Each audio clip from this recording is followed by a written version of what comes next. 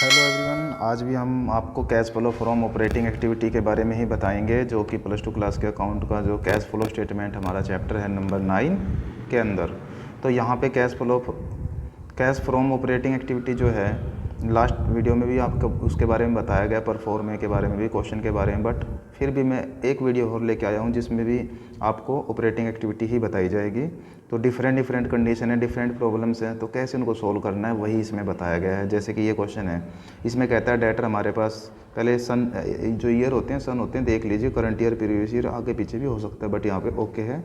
Debtor एक assets है, current BR assets है, क्रेडिटर लायबिलिटी है, करंट लायबिलिटी है, आउटस्टैंडिंग भी करंट लायबिलिटी है, बिल पेबल करंट लायबिलिटी है, एक्रीड इनकम एक करंट असेट्स। तो इस तरह से सारा कुछ हमें दे दिया है। और नीचे operating profit before working capital changes 1,30,000 already given है।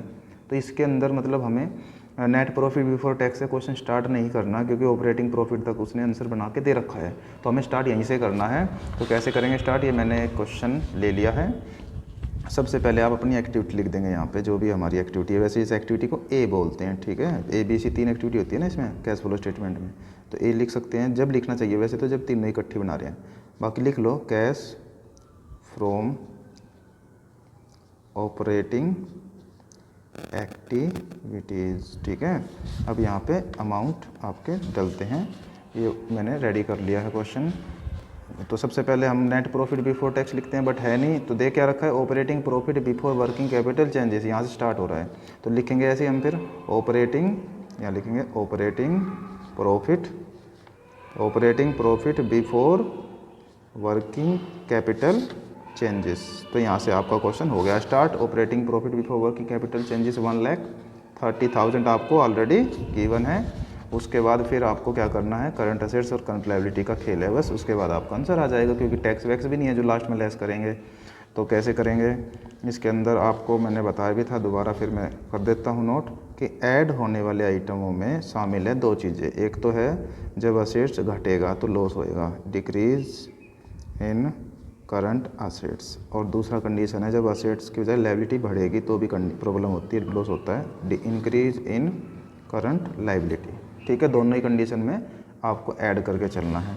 थोड़ा स्पेस छोड़ दीजिए, 2-3 लाइनें, उसके बाद फिर आप लिख कीजिए लेस में आप लिखेंगे जो फ़ायदे की चीज़ें, जैसे कि इंक्रीज इन करंट असेट्स, बढ़ रहा फ़ायदा है तो लेस हो जाएगा, और डिक्रीज इन करंट लायबिलिटी, अगर लायबिलिटी घटेगी तो भी फ़ायदा है तो भी लेस होगा। तो दो कंडीशन है, दोनों कंडीशन में आपको ध्यान रखना है कब ऐड कब लेस करें। तो अब हम स्टार्ट कर रहे हैं कि भाई क्वेश्चन में देखते हैं क्या घट रहा है क्या बढ़ रहा है। तो डेटर एक करंट असेट्स है, वो 50 से 40 घट रहे हैं, तो हमारे लिए डिक्रीज हो रहा है। ये असेट्स ये रहा, यहाँ ऐड होएगा 10,000, तो यहाँ लिखेंगे डेटर लिख के 10,000 यहीं शो कर लेंगे, ठीक है। उसके बाद नेक्स्ट पढ़ेंगे BR क्या है, 10,000 से 12,500 हो रहा है, बढ़ रहा है, इंक्रीज हो रहा है, तो इंक्रीज हो रहा है, तो यहाँ लिखेंगे क्या लिखेंगे भाई, बिल रिसीवेबल, BR 2,500 इंक्रीज हो रहा था, यहाँ लिख लिया आपने। क्रेडिटर एक लायबिलिटी है 25,000 से 20 हो गया, तो लायबिलिटी डिक्रीज हो रही है, घट रही है, तो लायबिलिटी घट रही है, तो हम इसको लेस करेंगे, यहाँ से लिखेंगे क्रेडिटर, यहाँ लिखेंगे हम क्रेडिटर्स। कितने की घट रही है ये देख लीजिए, पूरे 5,000 रुपीज़ से कम हो रही है, ठीक है। उसके बाद फिर आउटस्टैंडिंग एक्सपेंस की लायबिलिटी है 800 से 1,200 की इंक्रीज़ हो रही है, तो लायबिलिटी वहाँ पे लिखेंगे आउटस्टैंडिंग एक्सपेंसेस कितना है 200 रुपीज़, तो यहाँ पे 200 रुपीज़ आप ऐड में डाल देंगे। उसके बाद बिल पेबल एक लायबिलिटी है 40,000 से 25,000 घट रही है, ये भी घट रही है, तो आप यहाँ पे लिखेंगे BP 15,000, क्योंकि पूरा 15,000 की कमी आई है ना। एक्रीड इनकम एक असेट्स है, असेट्स इंक्रीज हो रहा है, तो असेट्स इंक्रीज हो रहा है, तो यहाँ लिखेंगे ऐसे एक्रीड इनकम कितना है, वो अमाउंट देख लीजिए 1,000 रुपीज़, तो यहाँ पे 1,000 आप ऐसे लिखेंगे, ठीक है। तो ये लेस होने वाले आइटम का अलग टोटल कर लीजिए, ऐड होने वाले आइटम का अलग टोटल कर लीजिए, तो ये आ गया आपका टोटल 10,200, ठीक है। अब लेस होने वाले का टोटल कर लीजिए, 15, 16 और 5, 21, 23, 23,500 ये ब्रैकेट में ऐसे लेके चलिए। अब इन सब का आप प्लस माइनस कर लीजिए और मैं यहीं पे रफ में कर लेता हूँ इसको। तो 1,40,200 तो ये बना दिया मैंने इन दोनों का टोटल इसका और ये 23,500 लेस कर लेते हैं। तो ये मैंने लेस किया, यहाँ पे आया भाई मेरे हिसाब से 1,16,700 ये आ रहा है देखो। तो ये आ गया 1,16,700। इस तरह से आपका यहाँ निकला कैश फ्लो फ्रॉम लिखेंगे आप, क्योंकि आपका आंसर प्लस में आया। अगर माइनस में आता तो यूज्ड इन लिखते हैं यहाँ पे, ऑपरेटिंग एक्टिविटीज़। ठीक है, तो इस तरह से ये आपको फाइंड आउट करना था। और क्वेश्चन लेते हैं जो भी इस एक्टिविटी से रिलेटेड हैं, जिससे आपकी नॉलेज इंक्रीज होती है। जैसे कि एक और बी पार्ट है इस क्वेश्चन का। तो इस क्वेश्चन में क्या है, operating profit before working capital changes 150 दे ही रखा है। फिर उसके बाद करंट असेट्स करंट लायबिलिटी आ गई हमारे। तो जैसे अभी भी मैंने किया वैसे सेम टू सेम कंडीशन पे चलते हुए आप इसको भी कर सकते हो क्वेश्चन को। तो ये पूरी स्टेटमेंट रही यहाँ पे, ये करंट असेट्स लायबिलिटी है, तो सेम हो जाएगा आपसे। नेक्स्ट क्वेश्चन को देखते हैं। जैसे 11 क्वेश्चन इसमें क्या कहता है, इसमें भी कहता है फ्रॉम ऑपरेटिंग एक्टिविटी आपको तैयार करनी है। Profit made during the year 2,50,000। तो आपको प्रॉफिट तो दे दिया 2,50,000, डोंट वरी, स्टार्टिंग इससे होएगी। फिर डेप्रिसिएशन क्या कर देंगे इसमें, नन वाले आइटम है ना, नन ऑपरेटिंग आइटम, तो नन कैश वाले, तो 10,000 इसमें ऐड हो जाएगा। अमोर्टाइजेशन गुडविल 5,000 ऐड हो जाएगी। लॉस ऑन मशीनरी भी ऐड हो जाएगी। Profit on sale of land less हो जाएगा। ये सब ऐड लेस करने के बाद बिफोर वर्किंग कैपिटल चेंजेस आ जाएगा। फिर यहाँ से आप करंट असेट करंट लायबिलिटी का इंक्रीज डिक्रीज कर देंगे और आपका आंसर आ जाएगा। इसमें टैक्स का कोई रोल नहीं है, इसलिए आप आसानी से इसको कर सकते हैं मेरे हिसाब से। और कोई क्वेश्चन लेते हैं जिसमें डिफरेंट कंडीशन आपके सामने आए तो बताता हूँ मैं करके राइट उसको। यहाँ पे भी सिंपल ही क्वेश्चन है, जैसे कि इसमें प्रॉफिट 1,25,000, इसमें कोई नोट बनाने की जरूरत नहीं है, बस 1,25,000 नोट कीजिए। स्टार्टिंग यहाँ से कीजिए, डेप्रिसिएशन ऐड कीजिए, डेप्रिसिएशन ऐड कीजिए, गुडविल ऐड कीजिए और loss gain on sale of machine को लेस कीजिए। ये करने के बाद operating profit before working capital changes आ जाएगा। उसके बाद फिर नीचे करंट असेट्स करंट लायबिलिटी का इंक्रीज डिक्रीज कीजिए और ये आपका आंसर आ जाएगा। तो इसमें भी कोई ज़्यादा मुश्किल नहीं था, तो इसलिए कोई दिक्कत नहीं है। बट इस बात का ध्यान रखना इस क्वेश्चन में, कैश इन हैंड हमारा करंट असेट्स होता है, बट उसकी कोई इसमें एंट्री नहीं होती। अब आपको क्यों नहीं होती, क्योंकि कैश इन हैंड और कैश एट बैंक और शॉर्ट टर्म इन्वेस्टमेंट, ये तीनों का टोटल जो है हमारे कैश फ्लो स्टेटमेंट का जो आंसर है को निकालने में हेल्प करता है, वो इनका यूज लास्ट में होता है, इसलिए इनको इसमें करंट लायबिलिटी असेट्स में यूज नहीं करते। ठीक है, अब आगे बढ़ते हैं हम।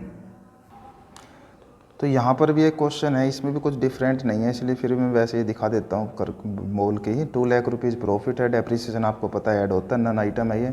लॉस ऑन सेल भी ऐड हो जाएगा, गुडविल जो अमोर्टाइजेशन आइटम है वो भी ऐड हो जाएगा, प्रोविजन फॉर डाउटफुल ऐड हो जाएगा, प्रोविजन फॉर टैक्स का 2 जगह यूज़ करना है, यहाँ पे ऐड कर देना है, फिर लास्ट में जाके लेस कर देना है। Transfer to general reserve add कर देना है, gain on sale of machine add less कर देना है। ये सब करने के बाद फिर इनकी डिक्रीज कीजिए और आपका आंसर आ जाएगा। ठीक है, तो कुछ डिफरेंट लेते हैं जिसमें आपको प्रॉफिट 2 अलग अलग दिए गए हैं। जैसे कि मैंने क्वेश्चन देखा यहाँ पे अभी भी, ये अच्छा क्वेश्चन है, आपकी नॉलेज के हिसाब से देखा जाएगा। तो यहाँ पे देखेंगे प्रॉफिट ऑन एंड लॉस का जो बैलेंस अलग अलग है, तो इसको मैं राइट करके बताऊँगा आपको अच्छे से। तो सबसे पहले इस क्वेश्चन को करने के लिए प्रॉफिट का जो बैलेंस है वो लिखेंगे, उसके लिए आप नोट बना लीजिए। तो यहाँ पे लिखेंगे नोट 1। ठीक है, तो इसमें आप यहाँ लिखेंगे नेट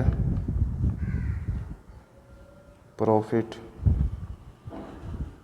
तो इस नेट प्रॉफिट को कैसे निकालेंगे, जो आपके पास 60,000 और 65,000 है उनका डिफरेंस करेंगे। ये डिफरेंस करके जो आएगा 5,000 आ गया, इसको ऐड ऐसे लिखेंगे।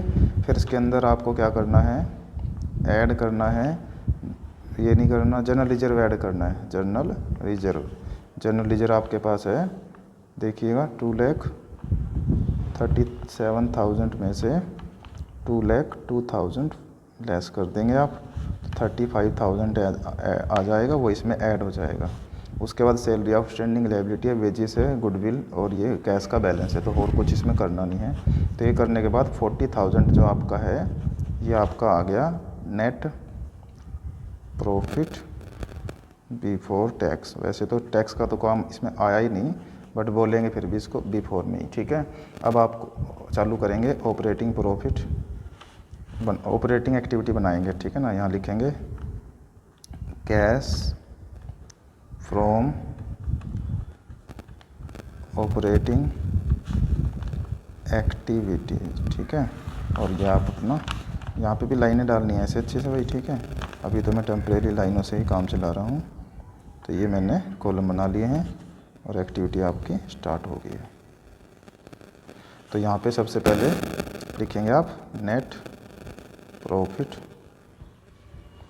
बिफोर टैक्स, ये आपका आ गया 40,000। उसके बाद इसमें आप देख लीजिए कोई ऐसी आइटम नहीं है जो इसमें ऐड लेस होएगी। अब तो सीधा आप वो इसको बोलेंगे operating profit before working capital changes तक पहुंच गए हम डायरेक्ट, क्योंकि हो इसमें कोई ऐसा आइटम है नहीं। तो हम इसको बोल सकते हैं operating profit before working capital changes तक आप आ गए, ठीक है। यही रहेगा अमाउंट 40,000। अब इसके अंदर हम ऐड लेस करेंगे करंट असेट्स करंट लायबिलिटी को, ठीक है। तो हमने क्या करना है, यहाँ पे लिखेंगे ऐड, किस किस को ऐड करते हैं जब असेट्स कम होती है, ठीक है। डिक्रीज इन करंट असेट्स और इंक्रीज इन करंट लायबिलिटी, दो कंडीशन को ऐड करेंगे। और लेस किसको करते हैं, इंक्रीज अगर होगी असेट्स फ़ायदा है तो लेस हो जाएगा इन करंट असेट्स, और डिक्रीज इन करंट लायबिलिटी। अब क्वेश्चन में देख लीजिए क्या इंक्रीज हो रहा है क्या डिक्रीज हो रहा है। तो यहाँ पे ट्रेड रिसीवेबल असेट्स है, ये इंक्रीज हो रहा है 4,000 से, तो असेट्स इंक्रीज होएगा तो यहाँ लिखेंगे ट्रेड रिसीवेबल 4,000, ठीक है। उसके बाद क्वेश्चन में हमने देखा है कि जनरल रिजर्व है जो हमारा वो नहीं आएगा, सैलरी आउटस्टैंडिंग लायबिलिटी है 30,000 से 12,000, 18,000 की कमी आ रही है। लायबिलिटी में कमी आना डिक्रीज मतलब कि यहाँ लिखेंगे आउटस्टैंडिंग वेजेस है शायद ये 18,000। उसके बाद हमने क्वेश्चन में गुडविल देखा, कैश तो इसमें आएगा ही नहीं, गुडविल है। गुडविल क्या है भाई, देखो गुडविल अगर बढ़ रही है तो फिर तो कोई काम नहीं इसका, घट रही है तो रिटर्न ऑफ के हिसाब से आएगी। फिर तो 80,000 से 70,000, 10,000 की क्या आ गई गुडविल में कमी आ गई। तो कमी आ गई तो गुडविल 10,000 से रिटर्न ऑफ हो रही है, तो यहाँ ऐड होनी थी, ये हमने भूल कर दी यहाँ पे थोड़ी, यहाँ पर। तो यहाँ पे आप लिख देंगे, अभी कर दो कोई बात नहीं, ऐड गुडविल, ठीक है ना। रिटर्न ऑफ अभी टोटल तो नहीं हुआ ना, कितने की है भाई गुडविल, रिटर्न ऑफ है 10,000, घटेगी तो रिटर्न ऑफ होती है ना कि सेल होती है, ठीक है। अब देखो, अब आपका ये टोटल बना 50 और यहाँ पे तो कोई आइटम था ही नहीं, इन दोनों का जो टोटल बन रहा है वो है 18 और 4 22,000। ये कॉलम बड़ा कर लिया और वो भी माइनस वाले आइटम है। अब 40 और 10 50 में से 22 लेस किया तो ये आ गया 28,000, ठीक है। ये रहा आपका आंसर 26। देखो क्या मिस्टेक हुई है, 18 और 2 4, ट्रेड रिसीवेबल चेक कर लो भाई दोबारा, प्रीपेड, अच्छा एक आइटम और रह रही रहा, आउटस्टैंडिंग का और रहता है भाई, आउटस्टैंडिंग और प्रीपेड दो रह गए अभी। प्रीपेड तो ये था, सैलरी आउटस्टैंडिंग है 5,000, ये रहा 18,000 सैलरी है ये, ठीक है। उसके बाद वेजिस है जो वो प्रीपेड मीन असेट्स है 5 से 7, तो असेट्स इंक्रीज हो रहा है, इंक्रीज तो यहीं आएगा, तो यहाँ लिखेंगे प्रीपेड वेजिस।